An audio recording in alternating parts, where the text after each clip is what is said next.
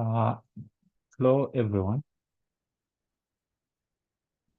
Yeah, so we'll start our meeting uh, for this Sunday law messages, and our speaker is Curtis from UK, from UK, and he will be teaching two ministries, Zambia and Botswana. Yeah.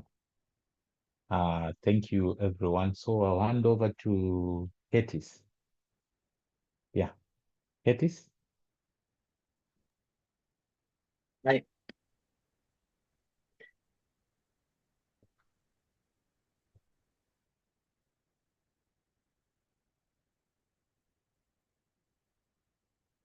Sorry, I'm just trying to set up my device. Okay.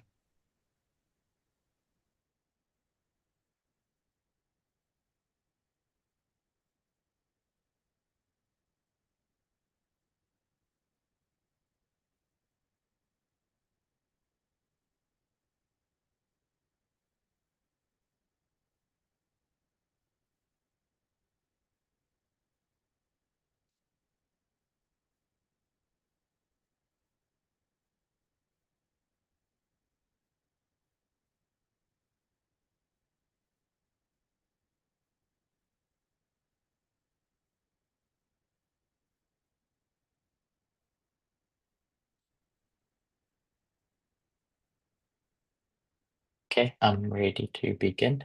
Do you want to start the recording? Yes, not. Let me start. Okay, thank you. Good morning and happy Sabbath, everybody. I pray that you've had a good week, and it's a blessing to be able to fellowship with you all today. Before we open in prayer, I just wanted to introduce myself. My name is Curtis, as Russell indicated. I live in the UK at the moment. I'm from Zimbabwe, so I've met some of you before. But it's a pleasure to get the opportunity to meet more of you, even if it's only through Zoom. Um, let's open with a word of prayer.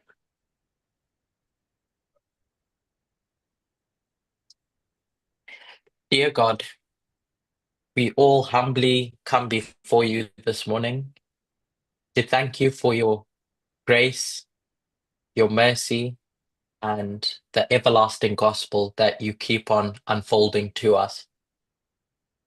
I thank you for the opportunity that we have as a group now to study, to learn, and to grow and develop in our understanding of the great controversy, and our understanding of you, and our understanding of ourselves. It's my privilege to be able to present, and I pray that I may do that work graciously. Um, I pray that the blessings that you have for us, we may be able to receive in full measure. This is my prayer in Jesus' name. Amen.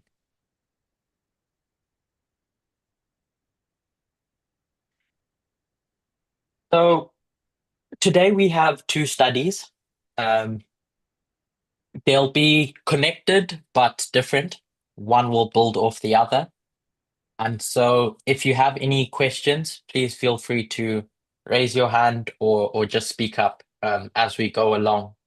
As I try to go through different thoughts, I hope that we're able to do so in a way that makes sense and a way that each and every one of us are able to follow. So please don't be shy, don't feel afraid to ask a question.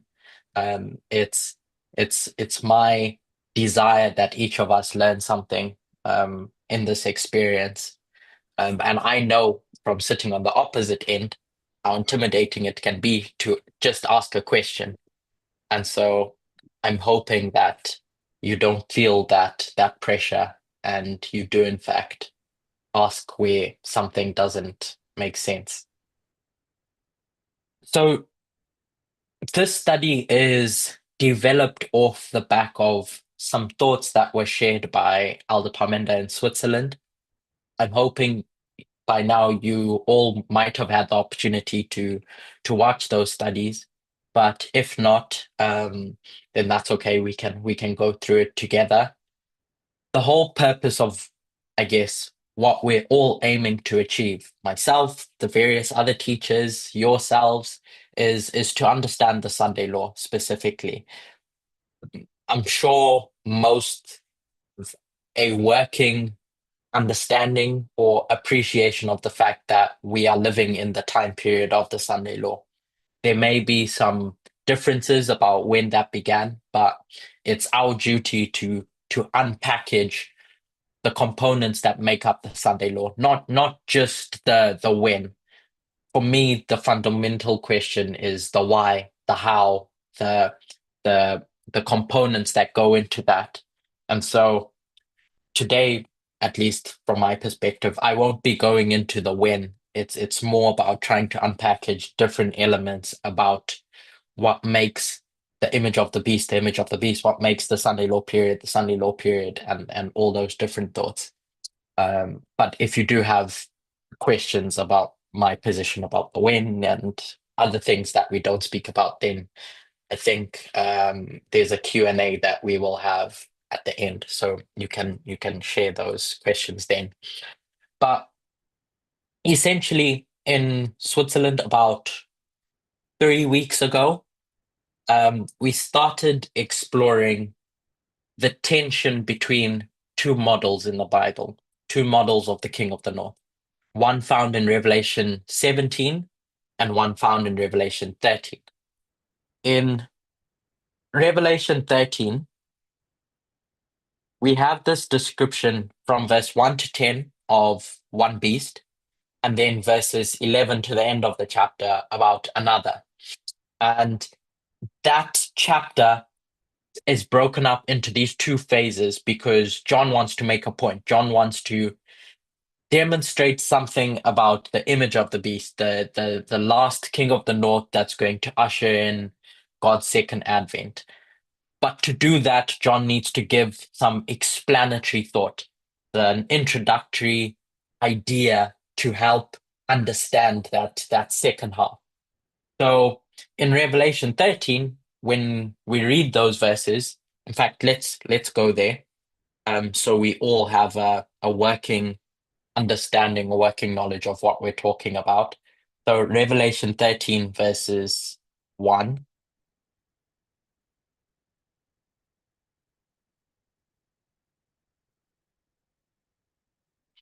It's talking about this beast that's coming out of the sea. And John is going to describe the various characteristics about this beast, the head, the features of the name, and etc. But his description is solely about a beast.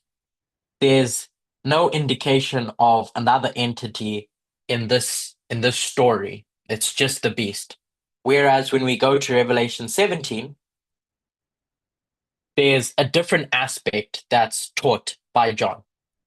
We read about, and I apologize for the frankly sexist language that's used to describe this relationship, but it describes this harlot, this woman that's riding a beast. And here you have two entities. So John is going to distinguish between the two descriptions of what's going on in different ways because John wants to make a different point in each of those chapters. If you recall, we toyed with the idea that in Revelation 13, this beast has church and state fused into one body. It's two separate elements coming together, but you don't see two separate elements. You see one. And so you just see a beast. But there's an ideology associated with that beast, indicative by the fact that this beast has something written on its forehead, which is demonstrating that there's an ideology that is driving this beast. when we get to Revelation 17, it's more clearly separable. You see this church, this woman that's sitting on a beast, and this church also has something inscribed in its forehead, pointing to the two ideologies that you see in the different chapters, but described in different ways. We see the similar dynamic in Daniel 2. In Daniel 2, that image starts off with a head of gold. Nebuchadnezzar is described that he's the king and he's representative of Babylon. But in that entity of Babylon, in Daniel 2, there's both a political arm, so the king, the politics that are going to run the kingdom, and there's the church, because Nebuchadnezzar wasn't just head of the state, he was head of the church as well. And so the ideology that's going to drive the state are one. The state is God, and God is the state. They're fused, they're inseparable. It's one entity. By the time you get to the feet and the toes, you see two different elements. You see the iron and you see the clay that we recognize is corrupted. It's miry clay. So you get to, I'm just going to call it papal Rome. And now there's two elements, two entities, a church and a state. They're separated. You can see them as two separate things. Whereas in Babylon, you can't distinguish between the two. They're fused into one. So Revelation 13 is going to describe what we see in Babylon as just calling it the beast. But this beast has an ideology associated with it, which is the state element that we discuss in Revelation 17. So when we think about church plus state, what we're alluding to and what we're referring to is something specific that each of those parties represent. So we have the state and we have the church. The state is your coercive power, your civil authority, your legislative force, your politics, if I can put it that way, your political arm. It doesn't originate any ideology. It just enforces it. It just does the will of the ideology. If we can think of the nature of humanity, you have two elements. You have the inner being and then you have the outer being. The outer being is your body. You can think of the state as a body.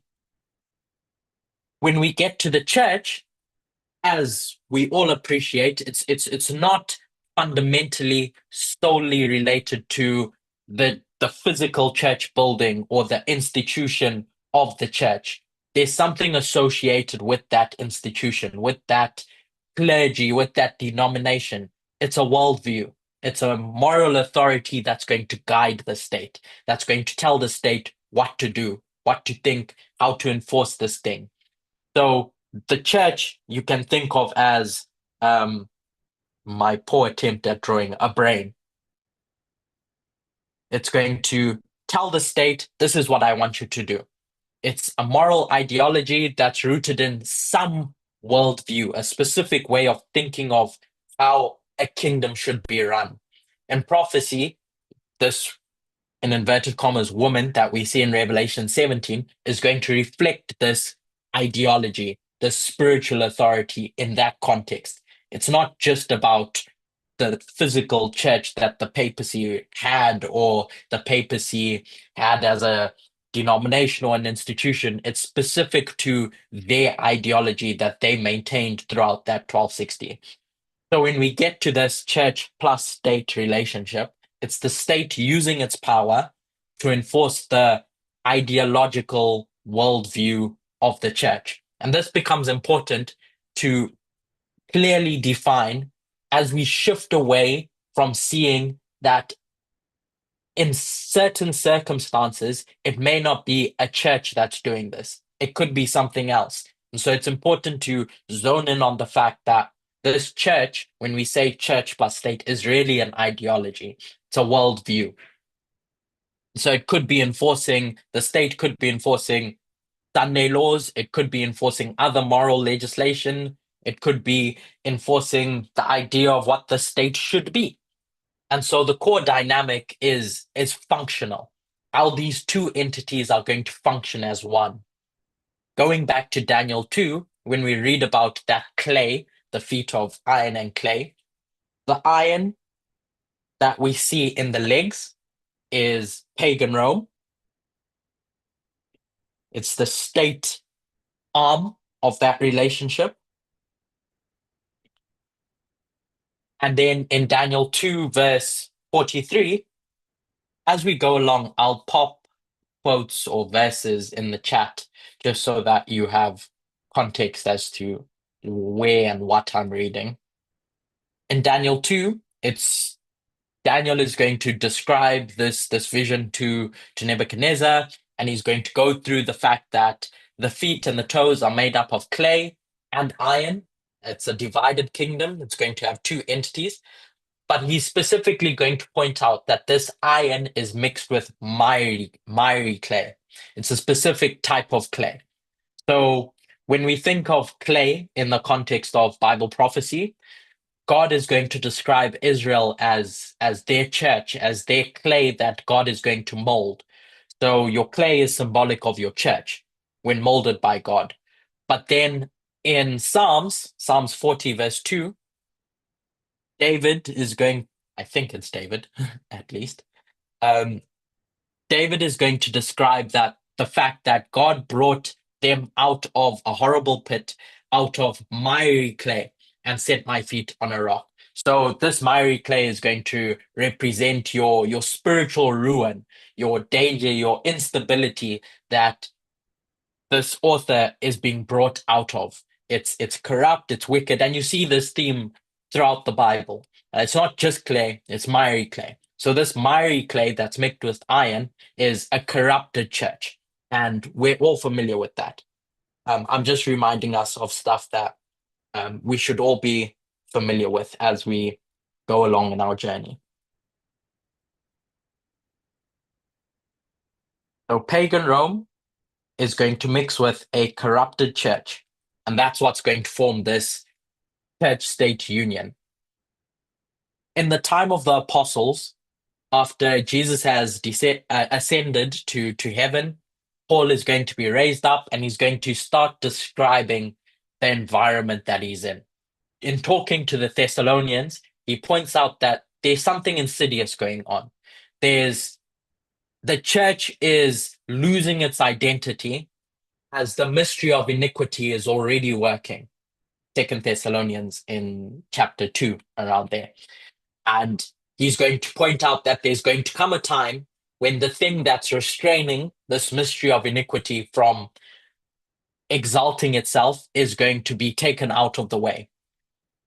To Paul, this mystery of iniquity is developing as he's looking around.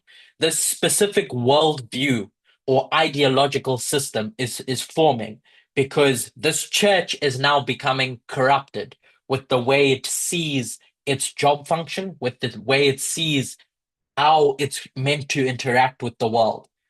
So the church that the state is supporting, the point that I'm trying to drive home is that it's not solely related to an institution. It's a particular worldview that the state is supporting. So by the time you come to the papacy and the 1260, the state, the kings of Europe are going to be driven by an ideology, a specific worldview. In Revelation 17, verse 8, describing this woman that's riding the beast, we read about the phases in which this beast goes through. The different time periods that John is going to see. John is standing in 1798, and he's going to get explained to him the story about this beast. And it's broken up into three segments, three periods in history. He's told that the beast that you saw that was, if you're following along with me in verse 8, the beast that thou sawest was. So in the past, it existed, is not. So in the present, in 1798 onwards, it's dead because it's not alive. And then future, it's going to ascend, it's going to resurrect out of the bottomless pit. And he's going to point out that there's three phases that this beast has. But one of the things that is pointed out to John is this resurrection, this time period in the future when this entity that died is going to come back into existence. What is the thing that we associate or understand about resurrection? Because when a body dies or an entity dies, it goes into the grave, but when it comes up, there's something specific that happens to this entity. It could be a person. In this case, we're talking about a system, a beast. And so in First Corinthians, we're told what happens when you die and you're resurrected. First Corinthians 15, verse 43.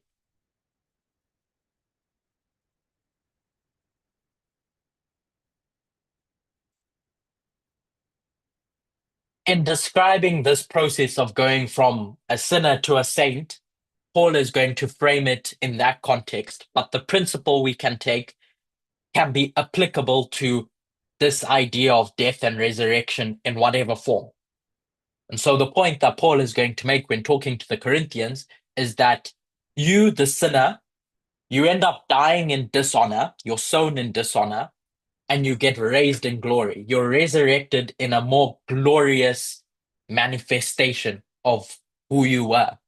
And so this resurrection results in increased strength and increased impact. You're more able to do your work as a resurrected, more glorious person, being.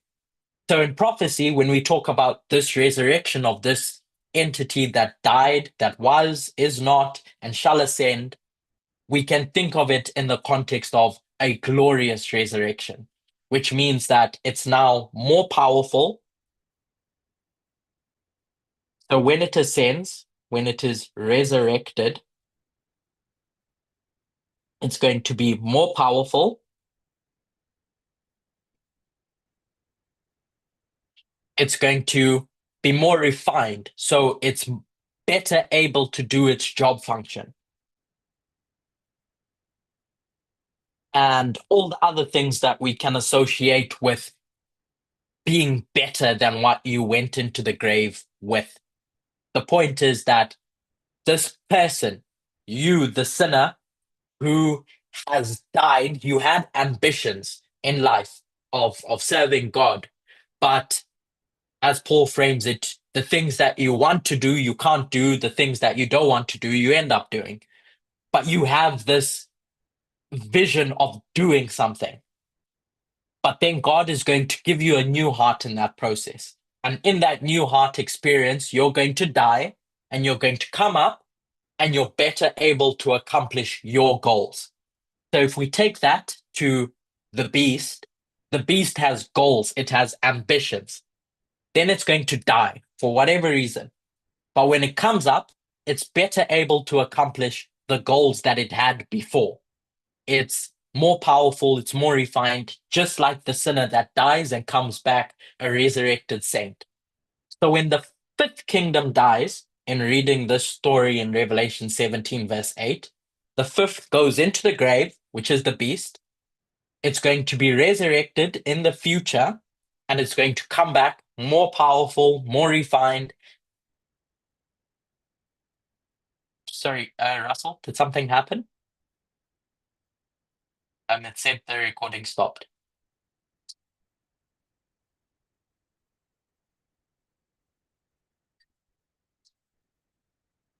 Okay. So yeah, when this fifth kingdom and this beast more specifically dies, it's going to stay in the grave. And once it resurrects, it's going to come back better able to accomplish the goals that it had before because it's going to have a more glorious body. And this is where we get the imagery of the beast in Revelation 13. It's no longer divided, it's together as one. So we have to ask ourselves the question, why is the resurrected beast, or in what way is the resurrected beast more glorious in Revelation 17? What does it mean for it to be more glorious or better able to accomplish its goals? So prior to 1798, if we have these three periods in history, 1798, and then at some point we'll just put resurrected.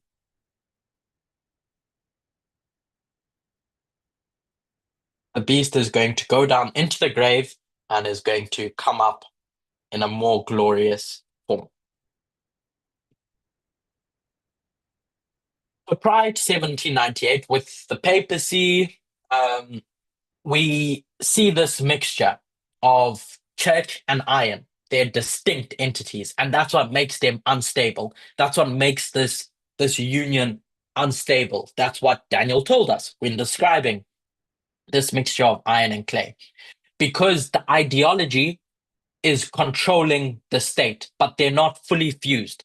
That's why the union could be broken so easily. That's why Napoleon could say, I'm no longer supporting you, Mr. Church, because I don't want to do that work anymore. In fact, I'm going to come and kill you. And so they separate, and it's easy to do that because they're separate entities. And in doing their work in that 1260, as soon as one of the kings says, I don't want to do this work anymore, the church no longer has a state to do its work. So you can see how fragile this relationship is. Whereas in Revelation 13, with this parallel to the head of gold in Daniel 2, Daniel is going to describe to Nebuchadnezzar that you Nebuchadnezzar, are this head of gold. This isn't just saying that Nebuchadnezzar's kingdom is fabulous and it's a rich, illustrious kingdom. Daniel is telling Nebuchadnezzar that you and what you represent are the head, meaning your rule and the way that you think of the worldview that you have is fully merged to this kingdom that you rule over. It's merged with the state. The head isn't made up of multiple materials like the feet and the toes.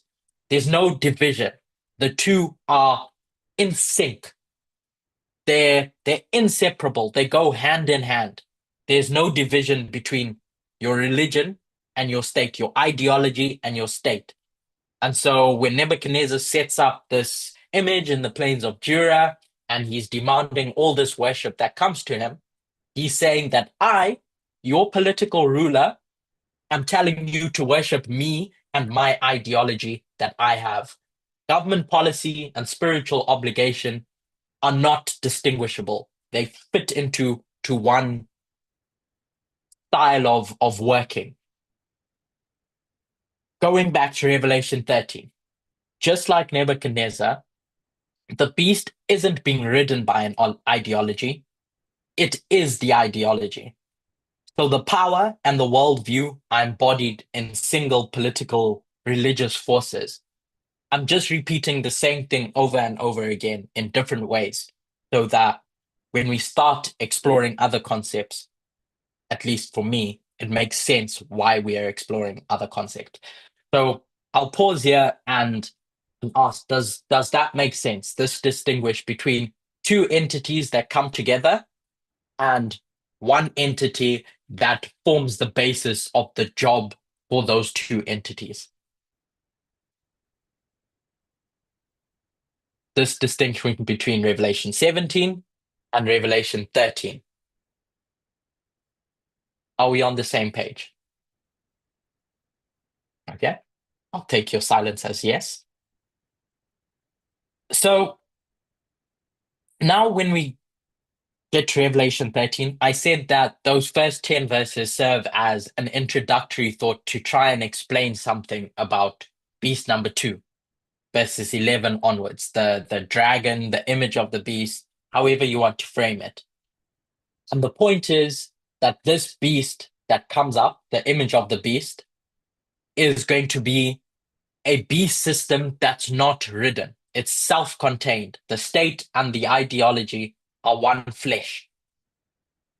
In previous presentations, in previous studies, Elder Tess and Elder Terry have described this union as state nationalism. In other words, culture and state coming together, or maybe what we could think of as nationalism and state. So it could be church plus state, which is specifically religious. It could be framed as culture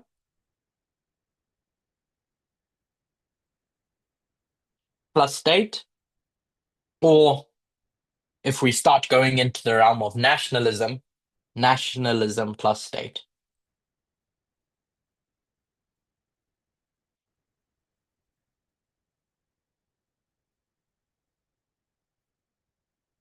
This is what we had in the 1260. These two entities. It dies and it comes back more glorious. So let's start considering what this more glorious form looks like in present day context, the coming together in one flesh. So we said that the clay in general in the Bible is pure. That's how we understand it. And your miry clay is your corrupted church. Your pure church and your corrupted church.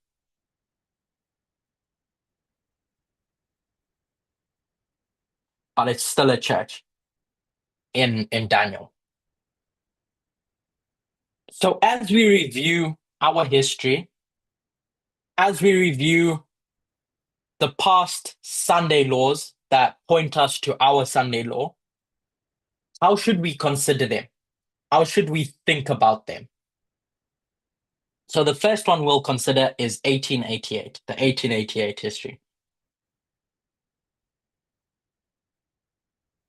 Or the 1850 history. Let's start there. We'll do both, 1850 and 1888. What's going on with America, with the USA? Is it this church-state relationship? Is it this one entity? Let's dig into the history to find out what this resurrected beast was doing so that we can understand what this resurrected beast is doing for us. Not just the laws, but let's go through that. So this Millerite history beginning in 1798, the beast is dead and they're expecting the rise of your seventh kingdom, your, if we can call it, the king of the north. That's what the Sunday law waymark is. It's the seventh kingdom entering into the glorious land.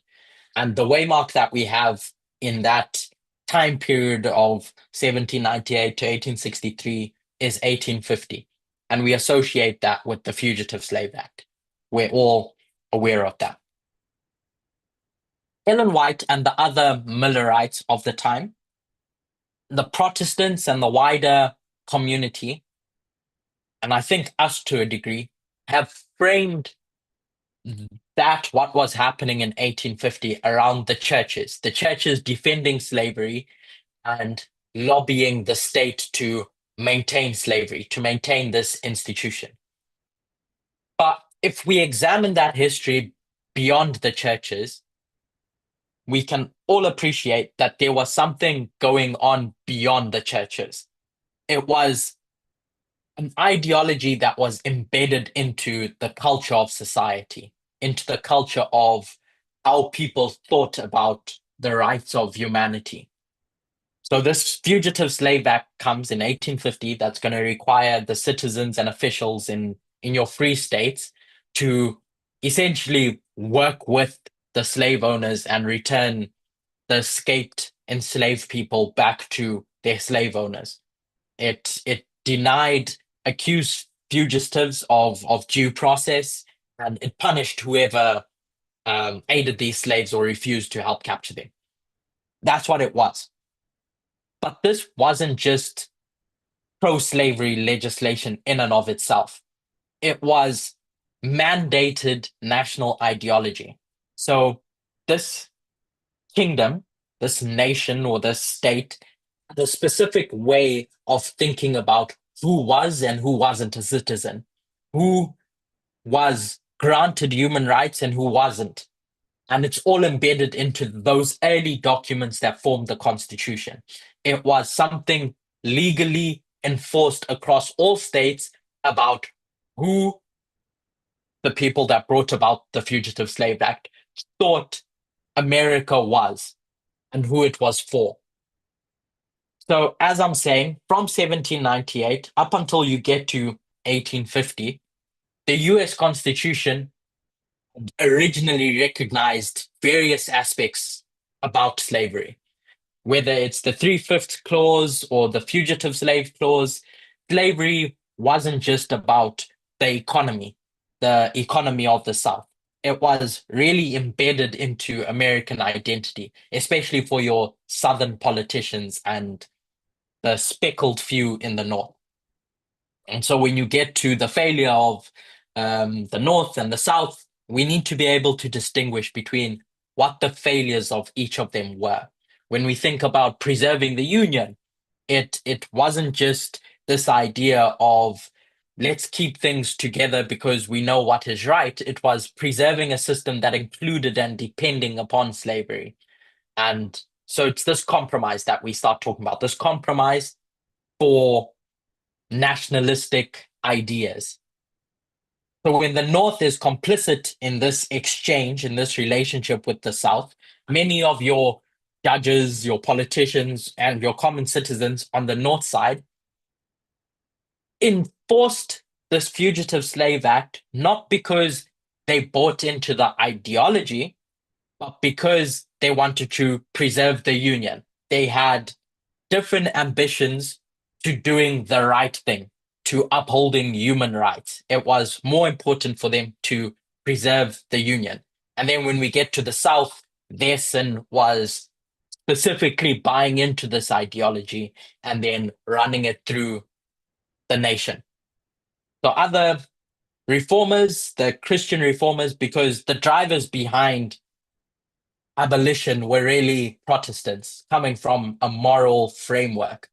They are going to condemn the churches for their silence and their support of slavery, because your anti-abolitionists, the big voices, are going to be, again, coming from your Protestants or your apostate Protestants, if you can call it that.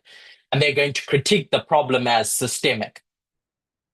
But as I'm trying to emphasize, it's not solely a problem with the churches. It's broader than that. It's a problem with the thinking that's going into who America was and who America should be. And it's all encapsulated in manifest destiny.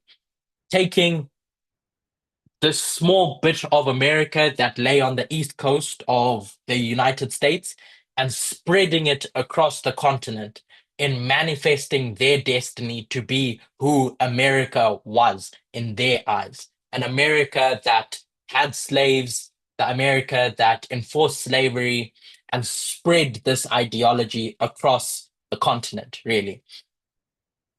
So now going back to what state nationalism is, when we think about the state enforcing a specific nationalist ideology, this is where we can see the state fully infused with a specific cultural worldview, not just being lobbied by the church to do something, not just being told by your apostate Protestants, I want you to go and enforce this Fugitive Slave Act.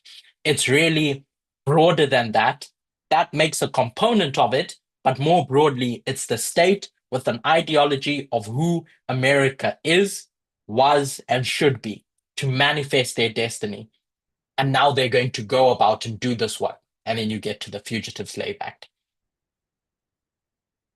So 1850 gives us a precedent to understand what this resurrected beast is going to do. It's not a woman riding a beast. Instead, it's a beast embodying the ideology of the woman in one. The state isn't being ridden. It's acting out the spirit of the age, the spirit of the times, enforcing this cultural, political belief system as law. And now your dragon's going to be resurrected and it's going to function in that context of 1850. So we've said the term state nationalism a couple of times.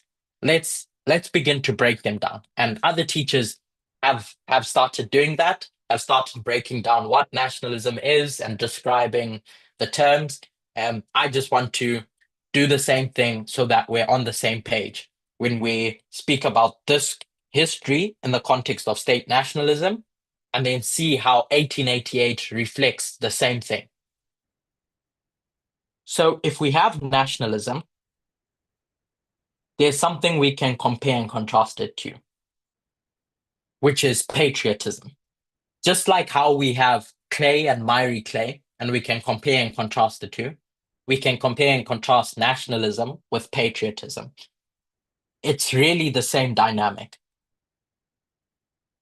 Patriotism, to describe it simply, is your love for your country, grounded in certain principles.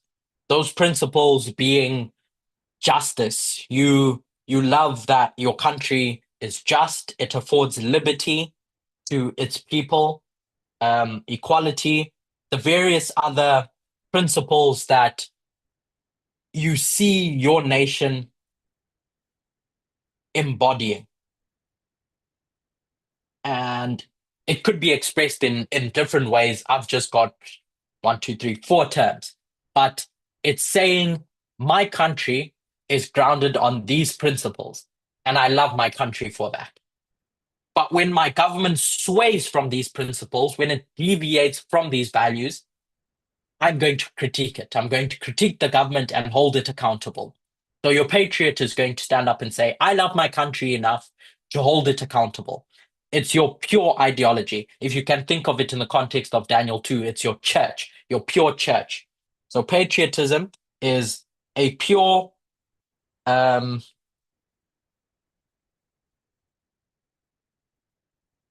your pure clay, your pure ideology.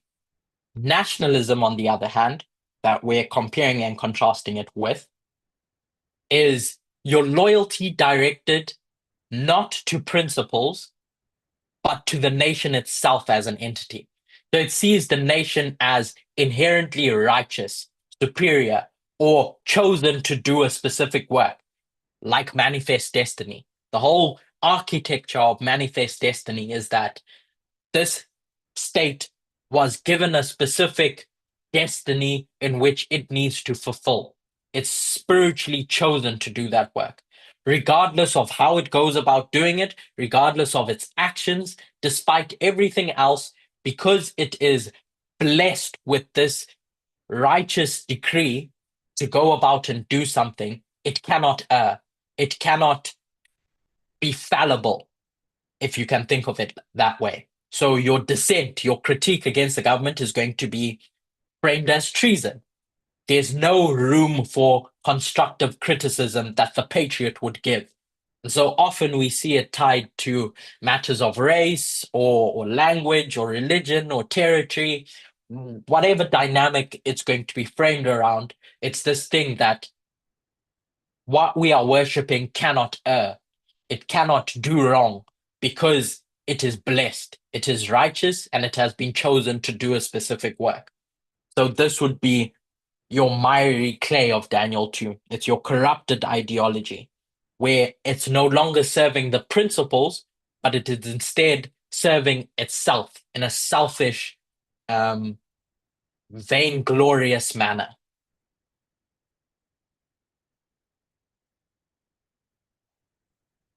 Where your patriot says, I love my country, but I'm going to hold it accountable, your nationalist would say, my country is always right, and if you question it, you're the problem. So when we consider this resurrected beast in 1850 under the Fugitive Slave Act as state nationalism, the story is a lot more complex than being the state supporting the churches, about the state supporting a specific worldview. Yeah, I think we can see a bit more clearly because of how the slavery issue is embedded into the Constitution. We can see how the two are merged, they're enmeshed. The state with a specific worldview as one, moving together in sync. So let's fast forward to 1850 and consider if we have the same dynamic or do we have a different dynamic.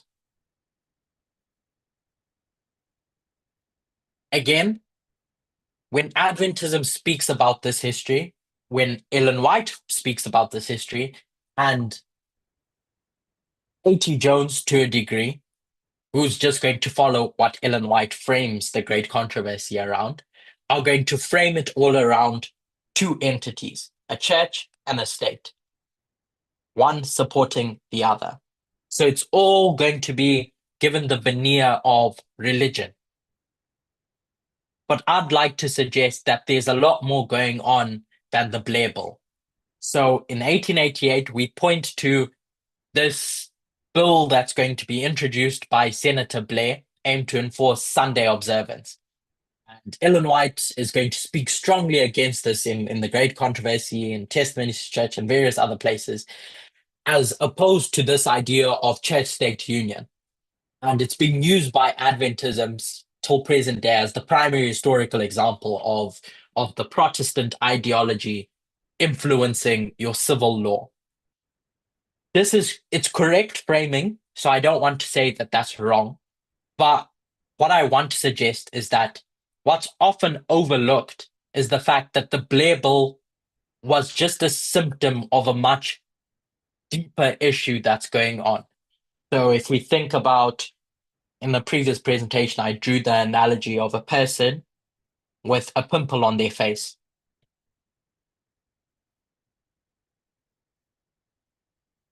So if you get a pimple on your face, that pimple is going to stay. You can pop it or you can leave it, let it go. However, you're going to deal with that pimple. You recognize that that pimple is just a symptom. It's a symptom of a problem that's deeper than just this blemish that you have on your face. There's a root problem, your health, or well, it may not be your health, whatever other thing that's causing that symptom is driving that thing to appear.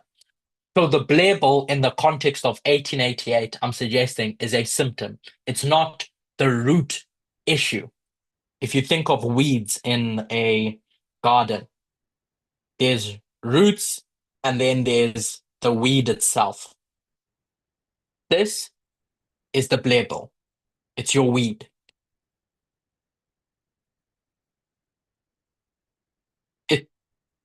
This, your root, is what's going to drive the Blair Bill or give an environment for the Blair Bill to arise. I'm not sure if many of you remember some studies that Elder Test did on a paper that was written by Jared Goldstein called How the Constitution Became Christian. I really like those studies and that article, that paper that was written, because the author points to the fact that the Blair Bill was part of a broader movement to define America's identity. And the author is going to point out that it's not just this churches coming to Congress to say, let's have a Sunday law. Instead, it was a cultural movement that, in that context, was Protestant, to declare that this is who America was. And it's aimed at targeting a specific group. So it's not church and state coming together in its traditional sense of, here's the state, here's the church, and the church is going to tell the state what to do. Instead, there was an underlying thinking of, this is who America is, and this is who America should be, to the expense of all these other thoughts or thought leaders or ideologies that are trying to infiltrate our country. The state absorbs this religious worldview, declaring it as part of its own essence. The state itself is going to have an identity. There's other historical, political things going on in 1888 that I want to suggest are proofs to show that what was going on was state nationalism.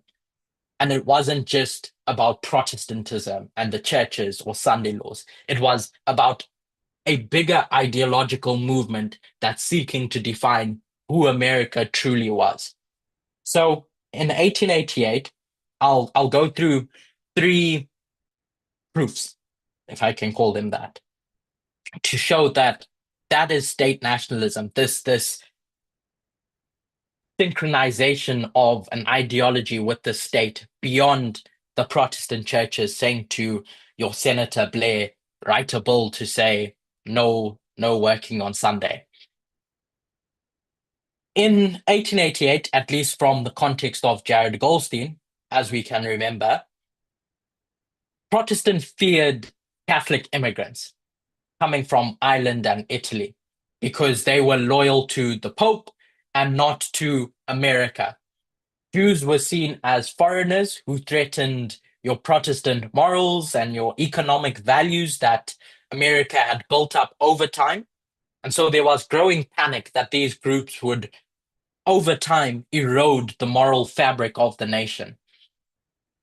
This is textbook state nationalism, where your national identity is tied to a specific worldview, and anyone outside of this worldview that you have, all these different people who have a different worldview, are seen as threats or enemies. They're a threat to the state itself and what the vision is that the state represents. So African Americans are excluded from participating after Reconstruction in this 1888 history. Your Christian identity is being proposed to the state as a weapon to push out your Catholics.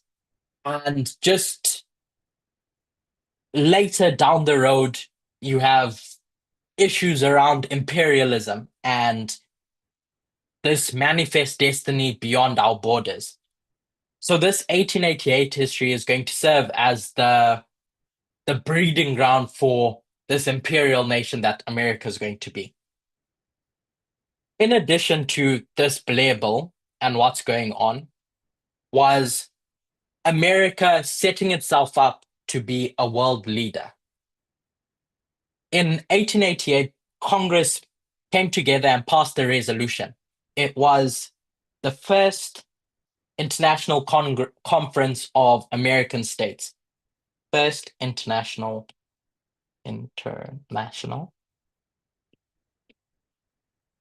conference.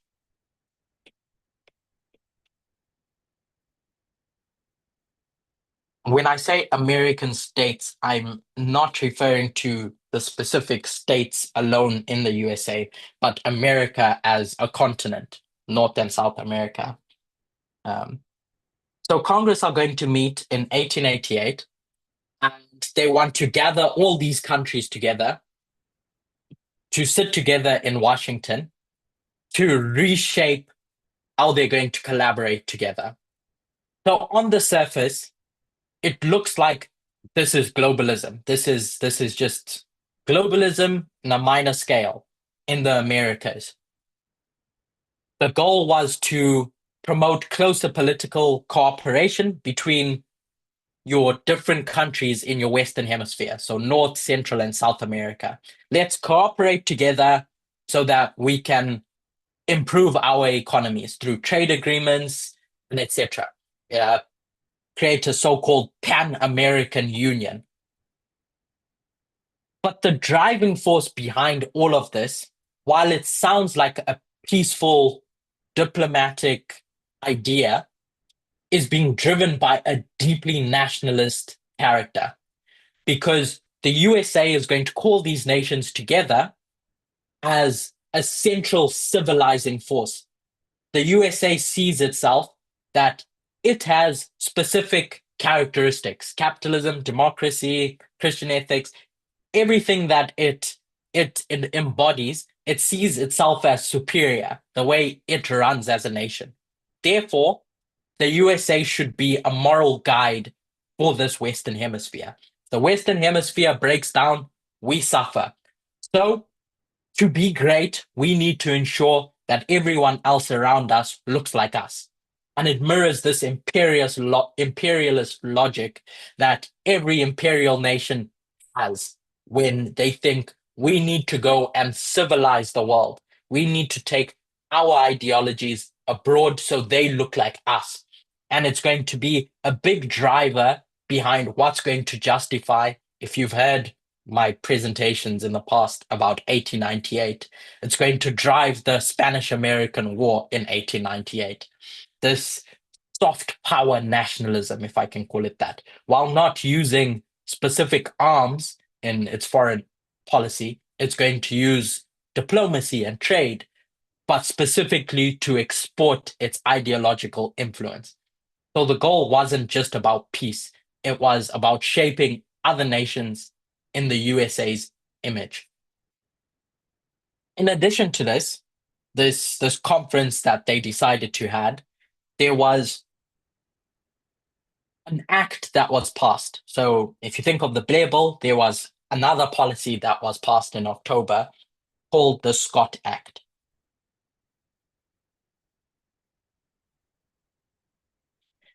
Grover Cleveland, who was president at the time, is going to sign the Scott Act into policy.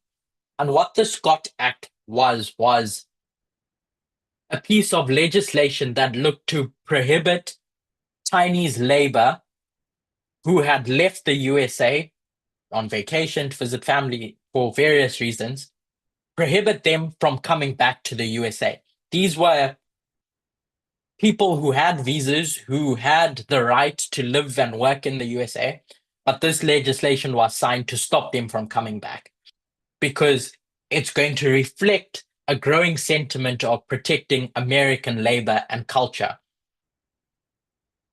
There was previous legislation called the Chinese Exclusion Act.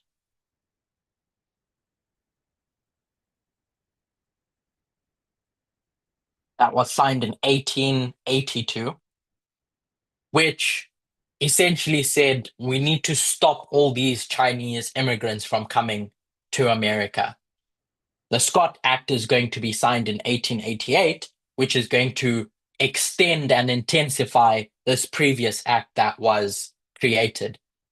Essentially, why they wanted to stop all these Chinese migrants from coming into the USA is because they were viewed as a threat to American values. You coming and bringing all your culture from China are diluting America's way of life.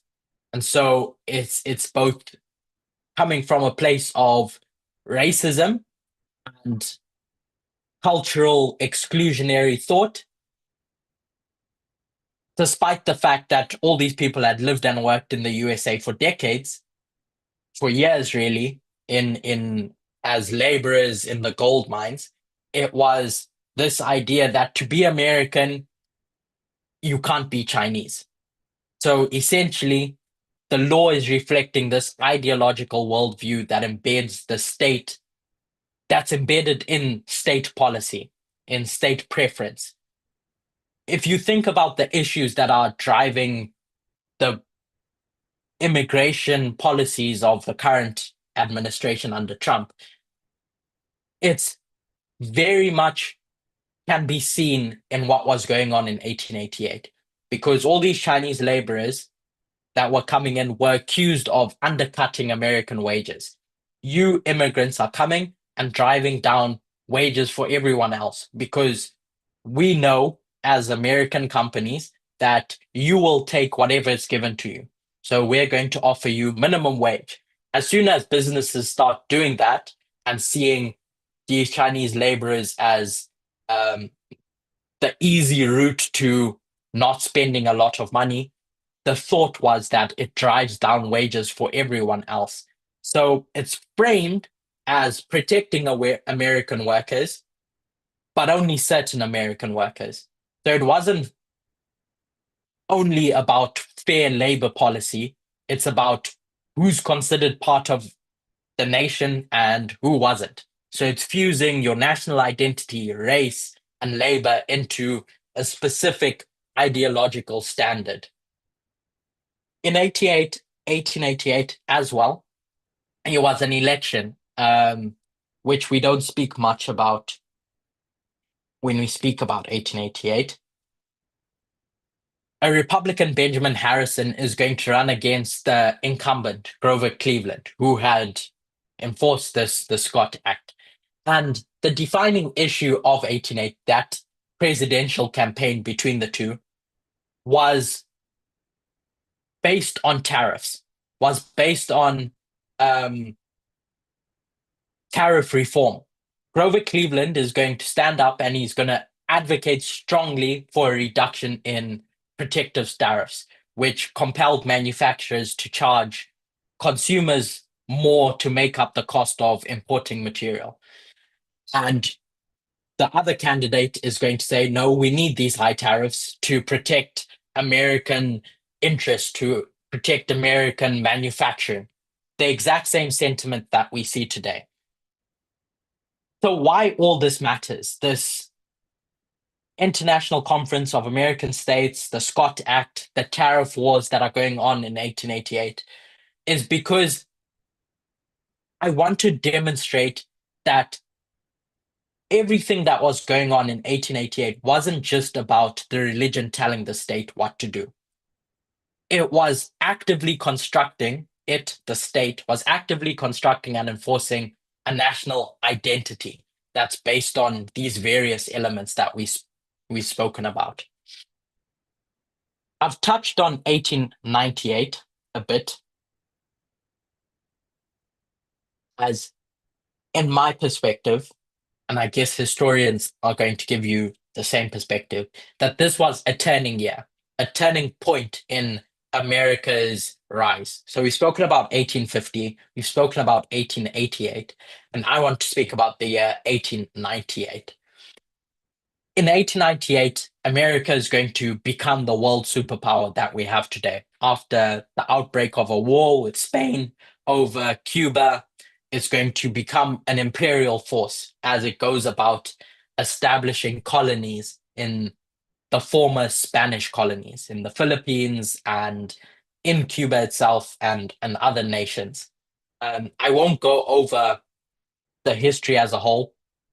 If you have the opportunity to read about the history or watch a presentation that I've done, then great.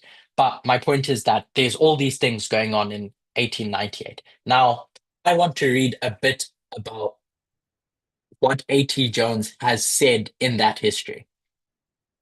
So he wrote in the Advent Review and Sabbath Herald in 1898 an article called The Necessity of Imperialism, because he's going to describe what's going on when America is going about its imperial march.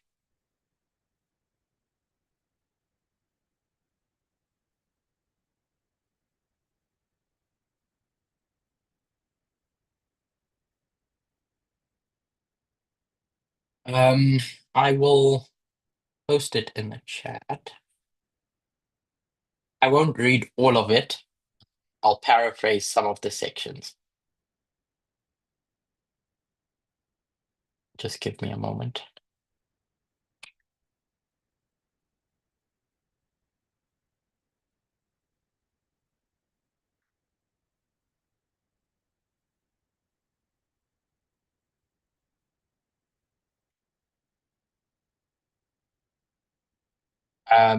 Okay, I won't be able to paste all of it, but for reference, you can look it up in your devices.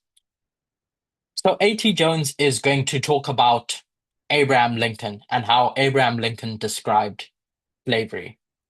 Abraham Lincoln is going to describe slavery as being fundamentally in tension with the principles that are given in the Declaration of Independence.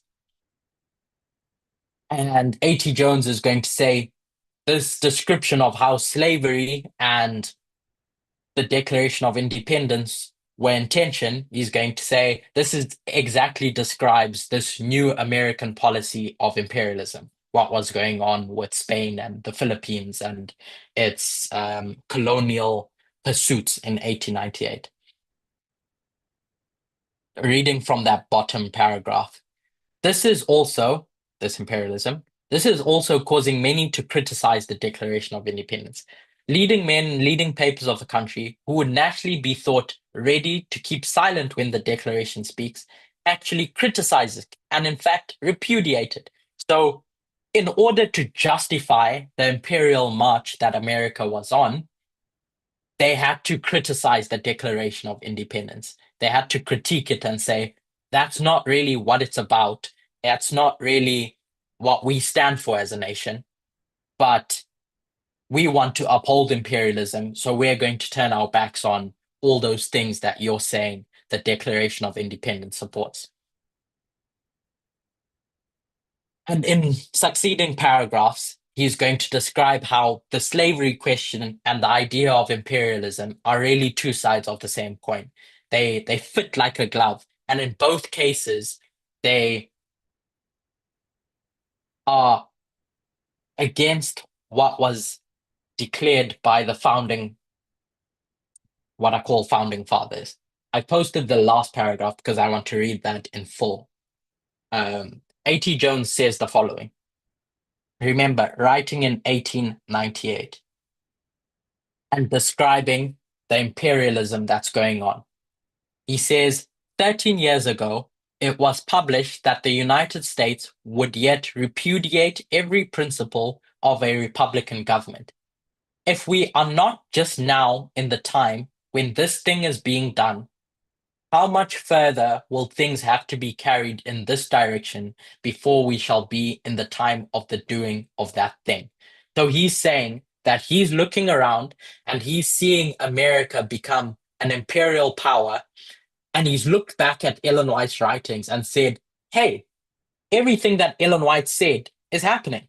13 years ago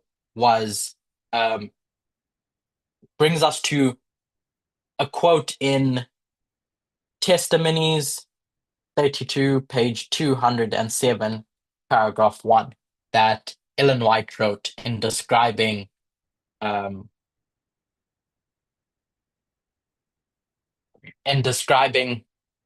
Republican government.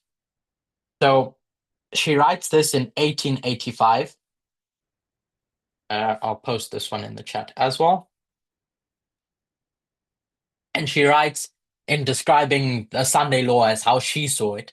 By the decree enforcing the institution of the papacy in violation of the law of God, the nation is going to disconnect themselves from the righteous ideals that they had when they were born, essentially.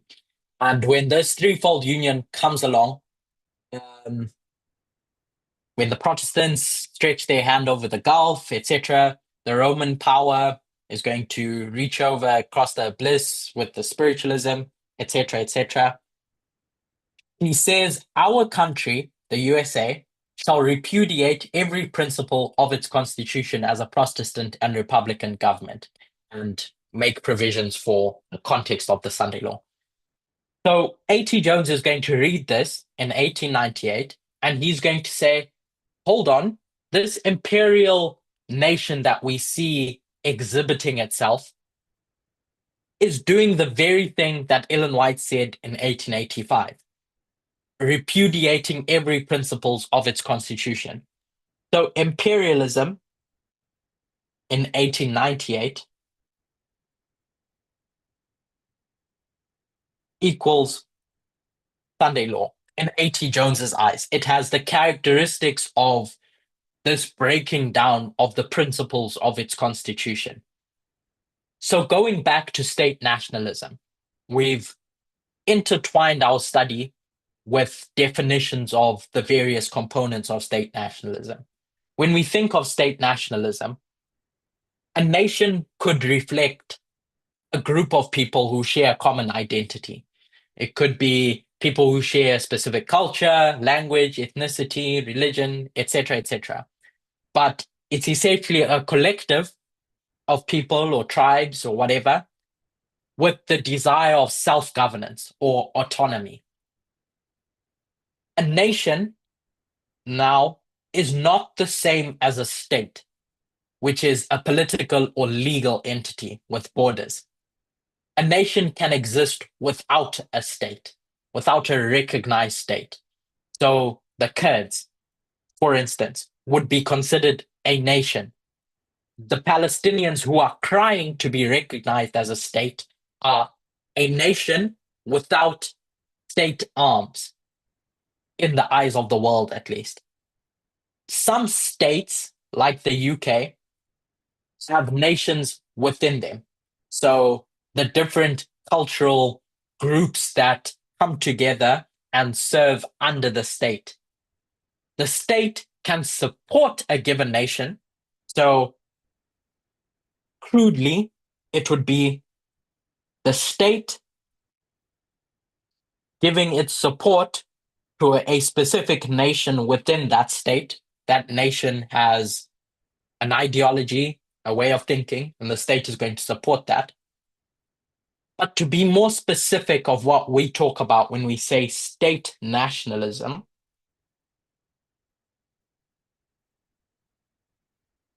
I gave 3 histories to demonstrate what I think state nationalism looks like when it manifests.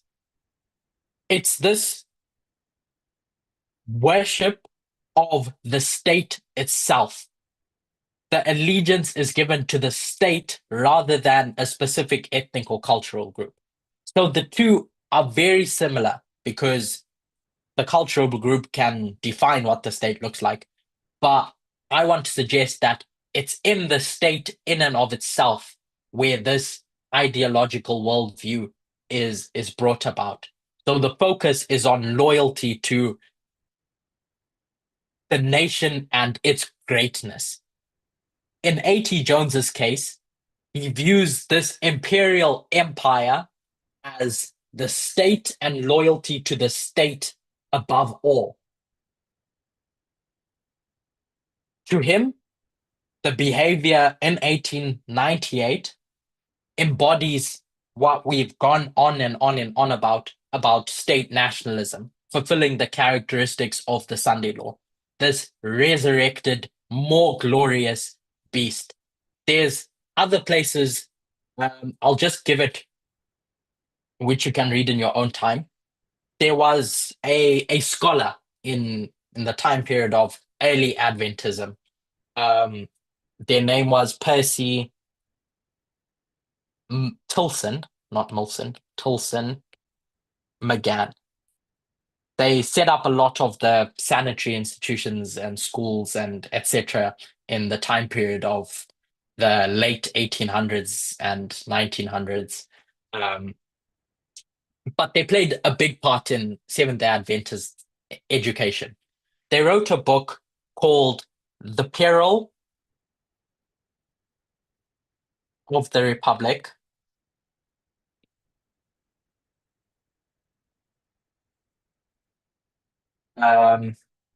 Not Republic, Republic of the USA. And in chapter 7, for you to read about, they're going to talk about American imperialism. They're going to talk about this history of 1898 that we've described. And the author is going to point out that everything that's going on has the characteristics of a Sunday law without it being about Sunday law. They don't say the words Sunday law, but they're talking about how that 1898 history is repudiating the principles found in the Declaration of Independence, in the Constitution, and everything, which Ellen White describes, as we read in 1885, as being the marker for when the Seventh Kingdom essentially resurrects. So we'll close now. But what I want to conclude with is the fact that when we consider this resurrected beast, the Seventh Kingdom, because that's what this resurrected beast is, and try to identify who is who and what the issue is in the Sunday law period, we have a state entity, which has 3 branches of government. the executive, judicial, and legislative branches. All these branches are controlled by a king, if we can call the Republican Party.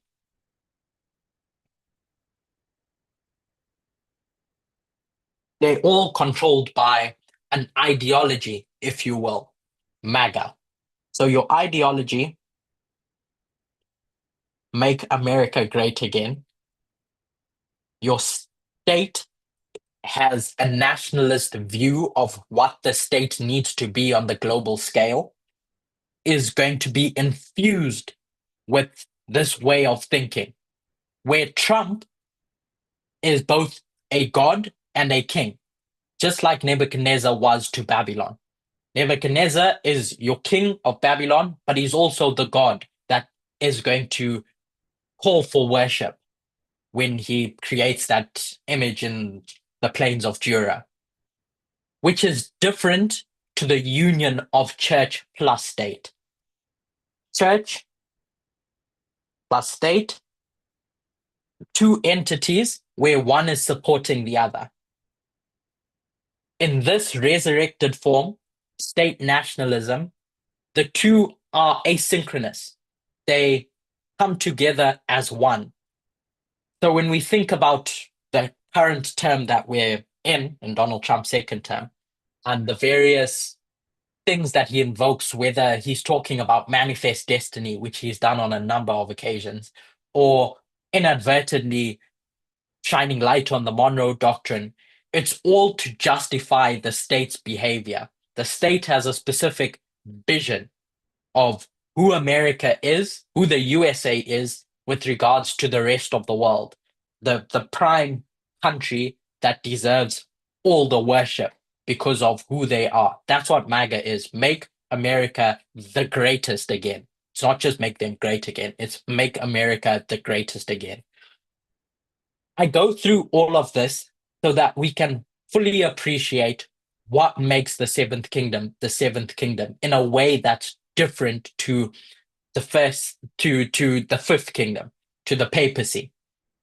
In our next study, I want to spend some time comparing and contrasting the sixth and the seventh, so that when we get to identifying what the sins are of each of those kingdoms, we can put them in their right categories with knowing exactly what each represents and what each does to fulfill its job function or stops fulfilling its job function. So we'll stop here and have a little break and come back in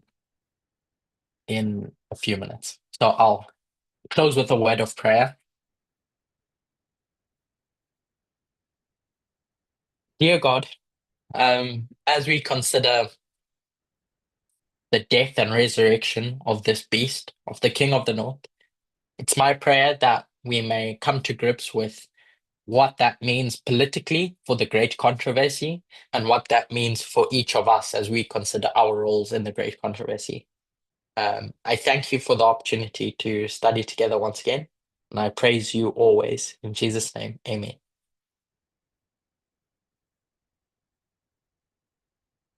Okay, I'll hand over to